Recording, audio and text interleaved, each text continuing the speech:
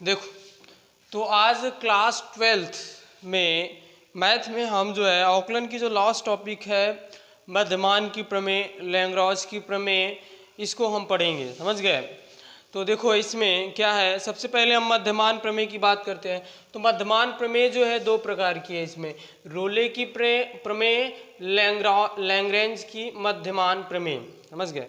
ये प्रमेय देखो, प्रमेय की शर्त क्या है, तो रोले की प्रमेय की शर्त है कि अगर कोई फलन बंद अंतराल, इसको क्या बोलते हैं हम? बंद अंतराल। इसको क्या बोलते हैं? बड़ा वाला ब्रैकेट रहेगा तो इसको बंद अंतराल बोलते हैं। और बंद अंतराल का मतलब क्या होता है? तो बंद अंतराल का मतलब होता है कि अगर हम ए से लेके ए से बी तक की कोई संख्या हम लिख रहे हैं, इसमें 1 2 3 4 5 ऐसे करके लिखे हैं, तो बंद अंतराल का मतलब होता है कि जो संख्या है ना वो भी ली जाएगी और ये भी ली जाएगी और प्लस इसके बीच का। बंद अंतराल का यही मतलब होता है कि ए और बीच की संख्या तो ली जाएगी ही ली जाएगी और प्लस ए दोनों भी रहेंगे उसमें। समझ गए? जैसे मैं कहूँ कि 4 और 5 के बीच की संख्या लिखो, मैं इस तरह कह दूँ। समझ गए? ये 4 और 10, इसका मतलब ये हो गया कि 4 और 10 के बीच की संख्या तुम्हें लिखना है, उसमें 4 और 10 भी होना चाहिए। बंद अंतराल का यही मतलब होता है। समझ गए? तो ये बंद अंतराल है। तो ये रोले के प्रमेय में है कि कोई फलन उसका अंतराल a कामा बी है, मतलब फलन a से b तक है। समझ गए? ये a कामा बी उसमें जो वैल्यू है a कामा b के बीच की है। वो r में r रियल नंबर होता है। समझ गए? वास्तविक संख्या r क्या है? रियल नंबर है। जो फलन तुम्हारा है वास्तविक संख्याओं में परिभाषित है। तो रोले प्रमेय की शर्त होती है। रोले प्रमेय, तुम्हें सवाल आता है कि रोले प्रमेय की पुष्टि कीजिए, कोई फलन दे देगा। तो रोले प्रमेय की पुष्टि कब होगी? कि फलन एफ एक्स, जब फलन, ये जो फलन एफ ए कामा बी है, एफ एक्स अंतराल, बंद अंतराल, समझ गए? जो अंतराल दिया रहेगा हमें, बंद अंतराल में सतत होना चाहिए। समझ गए? बंद अंतराल ए कामा बी में सतत होना चाहिए। समझ गए? तो जो हमें पॉइंट दिया होता है ना, जो ए कामा बी दिया है, तो हम इसमें फलन को सतत दिखाते हैं। समझ गए? ए कामा बी दे दिया ना, ए कामा बी दे दिया, तो अब इस अंतराल में हम फलन को क्या दिखाते हैं? सतत दिखाते हैं। और सतत दिखाने के लिए पहली प्रश्नावली में मैंने कुछ बताया था और बाद में भी बताऊंगा कि सतत दिखाने के लिए पहले लेफ्ट हैंड लिमिट हम निकालते हैं, राइट हैंड लिमिट निकालते हैं और फलन का मान निकालते हैं। समझ गए? फलन का मान निकालते हैं एफ ए बराबर एफ बी, जो दो वैल्यू दिया है, एक वैल्यू पे लेफ्ट हैंड लिमिट, एक वैल्यू पे राइट हैंड लिमिट। समझ गए? और फिर एफ ए बराबर एफ बी निकालते हैं। अगर ये तीनों कंडीशन फुलफिल हो जाती है, एल एच एल बराबर आर एच एल बराबर ये फलन का मान एफ ए बराबर एफ बी हो जाता है, तो हम कहते हैं कि फलन क्या है? सतत है। समझ गए? L H L R H L, अब देखो ये मैं विस्तार से उस चैप्टर में बताया था या बताऊंगा भी, अभी पढ़ाऊंगा। तो एल एच एल कैसे निकाला जाता है? Left hand limit. Right hand limit कैसे निकाला जाता है? समझ गए? जैसे कोई फलन मैं दे दूं कि एफ एक्स बराबर 2x है, इसकी तुम लेफ्ट हैंड लिमिट x बराबर 1 पर इसकी left hand limit, right hand limit निकालो। तो क्या एफ एक्स का लेफ्ट राइट, देखो राइट वाले में प्लस करते हैं, तो इसको ऐसे करते हैं, लिमिट x टेंस टू 1 पे plus f x, limit h tends to 0 f1 plus h, ऐसे करके करते हैं। समझ गए?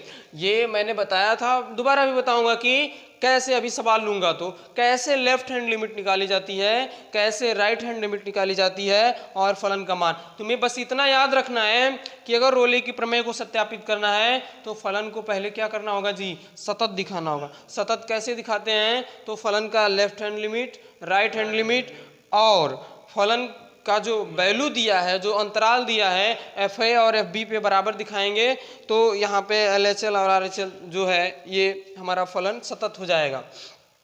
फलन एफ एक्स अंतराल ए कामा, ये देखो खुला अंतराल है, इसको हम बंद अंतराल कहते हैं, इसको खुला अंतराल कहते हैं। खुला अंतराल का मतलब क्या होता है? खुला अंतराल का मतलब होता है कि इसमें जो वैल्यू ली जाएगी इसके और इसके बीच की ली जाएगी, केवल इसके और इसके बीच की ली जाएगी। ये नहीं जैसे मैं कहूँ कि 4 और 10, तो अब ये खुला अंतराल हो गया ना, तो इसमें 4 और 10 के बीच में ही ली जाएगी, यानी कि 5 6 7 8 9। अब इसमें 4 और 10 नहीं लिए जाएंगे।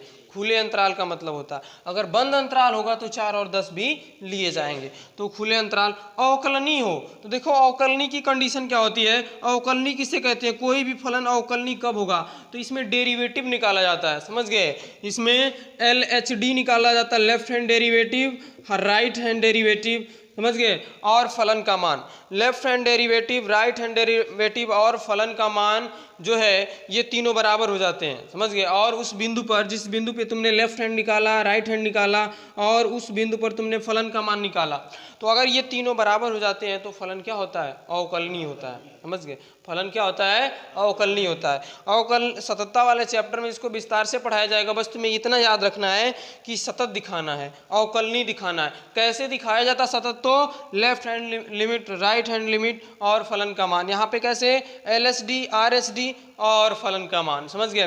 Right hand derivative, left hand derivative और फलन का मान, अगर तीनों को बराबर तुम दिखाते हो तो फलन अवकलनीय हो जाता है। एक चीज याद रख लेना तुम, इसमें जो तुम्हारा बहुपदी फलन होता है, जो तुम्हारा बहुपदी फलन होता है, मतलब बीजगणितीय फलन जिसको तुम कहते हो, बहुपद कक्षा 9 में पढ़ाया जाता है, तो जो बहुपदी फलन होता है ऑलरेडी वह अपने अंतराल में सतत होता है, समझ गए, ऑलरेडी वह अपने अंतराल में सतत होता है। इसमें इस चैप्टर में जितना तुम्हें दिया है ना, सब कुछ सतत दे रखा है। अब तुम्हें इतना बड़ा नहीं करना है, ऐसा तो बहुत बड़ा हो जाएगा ना जी, क्वेश्चन दे दिया तो अभी ये निकालोगे, ये निकालोगे, फिर दिखाओगे तो बहुत बड़ा हो जाएगा। क्वेश्चन बड़ा आता है, मैं करूँगा बड़ा आएगा, लेकिन ज़्यादातर ऐसा देगा कि तुम्हें वो पहले से ही सतत और अवकलनीय रहेगा। तो तुम याद रख लेना, बहुपदी फलन जो होता है, बीजगणितीय फलन जो होता है, वह अपने अंतराल में सतत और अवकलनीय होता है। ये सर्वथा सत्य है। मैं निकाल के भी बताऊंगा कि जो बहुपदी फलन या बीजगणितीय फलन होते हैं वो अपने अंतराल में, दिए गए अंतराल में हमेशा सतत और अवकलनीय होते हैं। तो बस ये दोनों कंडीशन फुलफिल हो गई, बहुपदी दे दिया तो बस तीसरी वाली दिखानी होती है। और तीसरी कंडीशन क्या है, रोले की प्रमेय की, FA बराबर FB हो तो A, B में किसी ऐसे C का अस्तित्व होगा। अगर देखो जो तुम्हें दिया है अंतराल, जो फलन दिया, अगर जो पॉइंट दे रखा है A, B, अगर FA बराबर FB आ जाता है, मतलब फलन तुम्हें दे दिया fx बराबर 2x square plus 4x plus 5। अब ये पे देखो अंतराल दे दिया 2, 5, अंतराल क्या दे दिया, तो एक बार F2 निकालो, एक बार F5 निकालो। अगर दोनों का मान बराबर आता है, यानी कि यदि FA बराबर FB हो तो खुले अंतराल A, B में किसी ऐसे C अचर पद है, किसी ऐसे C का अस्तित्व होगा कि F' बराबर 0 होगा। F' डैश का मतलब अवकलन होता है, F' डैश का मतलब क्या होता है, अवकलन होता है। अगर fx बराबर 2x स्क्वायर ये दिया है तो तुम तुरंत क्या निकालोगे, F' निकालोगे। अगर यहाँ पे 2x स्क्वायर है तो 2 दूना 4x हो जाएगा और 4x का 4 हो जाएगा। अब F' है तो तुम्हें क्या करना है, F' यानी कि 4C प्लस 4 ऐसे करना है। अब 4C प्लस 4 बराबर 0 करना और C का मान निकाल लेना है, समझ गए। और C को देखना है, अब इसमें C को देखना है, जो तुम्हारा C है इस अंतराल में लाई कर रहा है कि नहीं। जो तुम्हारा C आएगा, ये जो अंतराल, जिस अंतराल में फलन परिभाषित है उस अंतराल में बैरी कर रहा है कि नहीं। अगर उस अंतराल में आ रहा है, जैसे C का मान 1 आ गया, तो अब ये जैसे 1, 2 है तो 1 आ गया इसमें, यानी कि उस अंतराल में आना चाहिए, समझ गए। अगर उस अंतराल में आता है तो कहेंगे कि रोले की प्रमेय की पुष्टि हो रही है, समझ गए। ये रोले की प्रमेय की पुष्टि, पहले फलन को हम सतत दिखाएंगे, अवकलनीय दिखाएंगे। FA बराबर यदि FB होगा तो F' का अस्तित्व होगा, F' निकालेंगे और F' को 0 के बराबर कर देंगे और फिर C का मान निकालेंगे। अब एग्जाम्पल लेंगे तो अच्छे से समझ में आ जाएगा। C का मान निकालेंगे और यदि C तुम्हारा, जो C तुमने निकाला है, अगर उसी अंतराल में बैरी करता है, उसी अंतराल में मतलब आ जाता है, जैसे मैं कहूँ कि C का मान 1 आ गया और ये जो अंतराल दिया है, ये जो अंतराल दिया है तुम्हें 1, 5 दिया है। अब बताओ इसमें 1 है कि नहीं। अगर C का मान आ, इस अंतराल में 1 है ना, 1, 5 के बीच का मतलब है कि 1 और 5 दोनों रहेंगे और उसके बीच के रहेंगे, तो 1 है, इसलिए जो है ये रोले की प्रमेय की पुष्टि होती है, समझ गए। यानी कि बस तुम्हें लास्ट में C की वैल्यू से पकड़ना होगा कि रोले की प्रमेय की पुष्टि हो रही है कि नहीं हो रही है। अगर C जो निकाला है तुमने लास्ट में, अगर ये इस अंतराल में आएगा, C का मान जो निकाले हो, तो रोले की प्रमेय की पुष्टि है। अगर नहीं आएगा तो रोले की प्रमेय की पुष्टि नहीं है। अब आगे देखो, लैंग्राज की मध्यमान प्रमेय है। लैंग्राज की मध्यमान प्रमेय और रोले की प्रमेय में थोड़ा सा अंतर होता है। दोनों में C का अस्तित्व होता है, लेकिन यहाँ पे F' को 0 करते हैं और यहाँ पे ये, समझ गए। तो देखो हाँ, लैंग्राज की प्रमेय में क्या है? लैंग्राज की मध्यमान प्रमेय की शर्त है अगर कोई फलन a, b अंतराल में परिभाषित है और रियल नंबर है। a, b का रियल, r से रियल होता है, रियल का मतलब वास्तविक संख्या, 1 2 3 4 5 ये सब रियल नंबर होते हैं। माइनस में भी है तो रियल है, माइनस वाली संख्या है, प्लस वाली संख्या है, सब रियल नंबर में आती हैं, समझ गए? तो ये रियल नंबर में है। फलन f(x) अंतराल a, b में सतत होना चाहिए, यानी कि जो अंतराल दिया है उसमें फलन तुम्हारा सतत होना चाहिए। सतत की क्या कंडीशन होती है, बस इतना याद रखो कि सतत दिखाने के लिए फलन का, जो फलन दिया उसका left hand limit, right hand limit और फलन का मान को बराबर दिखाते हैं। अगर ऐसा आ जाता है तो हम कहते हैं कि फलन सतत है। अभी एग्जाम्पल लेके मैं सतत कराऊंगा, बहुत सारा एग्जाम्पल लेके। फलन f(x) अंतराल a, b में अवकलनीय है। अब खुले अंतराल, ये खुला अंतराल है, a, b में अवकलनीय है। अवकलनीय की कंडीशन होती है कि left hand derivative, right hand derivative और फलन का मान, समझ गए? अगर बराबर दिखा देते हो तो फलन क्या हो जाता है? अवकलनीय हो जाता है। और तुम्हें एक चीज़ मैंने बताया है कि हमेशा इसमें जो देगा पुष्टि करने के लिए बीजगणितीय फलन या बहुपदी देगा, और ये होता है कि बहुपदी बीजगणितीय फलन अपने अंतराल में लगभग सब सतत या अवकलनीय होते हैं। अगर तुम्हें ऐसा लग रहा है तो तुम चेक कर लो, उसको निकाल लो, समझ गए? या तो सीधे लिख दो आगे। तब अंतराल a, b में किसी ऐसे अचर c का अस्तित्व होगा। अगर ऐसा कंडीशन बन रहा है कि सतत भी है अवकलनीय भी है, तो अंतराल a, b में एक ऐसे c का अस्तित्व होगा जहां f' बराबर fb माइनस fa बटा b माइनस a होगा, समझ गए? f'। अब ये c कहाँ से आ गया? अब c का मान क्या आना चाहिए? देखो अब c कैसे होगा? तो जो तुम्हें f(x) दिया होगा ना, f(x) जैसे ये दे दिया, f(x) बराबर तुम्हें क्या दे दिया? 2x² प्लस 4x प्लस 3, ये हो गया। तो अब f इसका डैश निकालो, f'(x) अवकलन कर दो, तो 2 दूना 4x प्लस 4 हो गया। अब ये f' चाहिए, तो जहाँ x है वहाँ पे क्या कर दो? 4c प्लस 4, समझ गए? अब देखो यहाँ पे क्या है? fb minus fa upon b minus a, ये अंतराल है तो यहाँ पे अंक रहेगा। ये जनरल हमने लिया है ना, ये तो हम लैंग्राज प्रमेय की बता रहे हैं। तो जब सवाल आएगा तो यहाँ पे 2,4 हो जाएगा। तो यहाँ पे देखो 2 - 4 ऐसे करके लिख लेंगे हम। फलन का मान fb निकाल लेंगे, fa निकाल लेंगे और फिर b माइनस a निकाल लेंगे। और फिर क्या करेंगे? इसके f' के जगह पे 4c प्लस 4 लिख देंगे और बराबर उधर जो वैल्यू रहेगी उसको लिख लेंगे, और यहाँ से c की हम वैल्यू को फाइंड करेंगे, c की वैल्यू को निकालेंगे।